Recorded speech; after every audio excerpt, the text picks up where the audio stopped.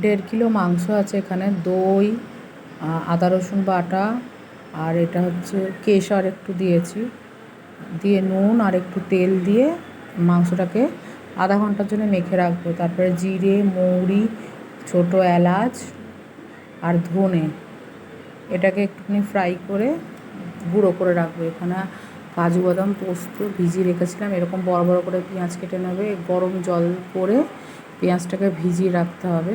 পেঁয়াজের যে কষটা বেরিয়ে যেতে হবে।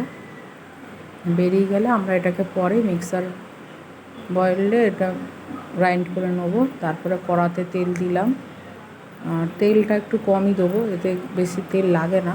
তারপরে 1 চামচ মতন ঘি দেবো।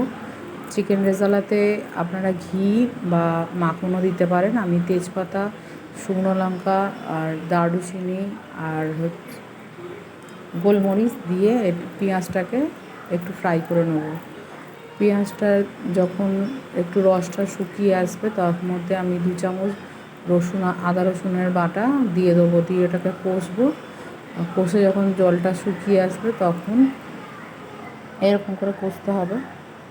কষা হয়ে গেলে আমি এক এক করে একটু করে মাংসটা দিয়ে দেবো। দিয়ে মাংসটা, আমার কড়াটা ছোটো হয়ে গেছে, বুঝতে পারিনি এই কড়াটাতে এতটা হবে না। যাই হোক, মাংসটা এরকম করে কষে এরকমভাবে জল যখন ছেড়ে দেবে তখন আমি কাজু বাদাম আর পোস্ত বাটাটা দিয়ে দেবো। পোস্ত বাটাটা দেওয়ার পরও একটুখানি নামানোর আগে কেওড়া বাটার, তার আগে মশলাটা যে গুঁড়ো করে রেখেছিলাম সেই মশলাটাও দিয়ে দিয়েছি। দিয়ে এই কেওড়া বাটাটা দিয়ে নাড়াচাড়া করে এরকম যেই ঝোলটা হয়ে আসবে তখন নামিয়ে নেবেন। আমাদের দুপুরের খাবার রেডি।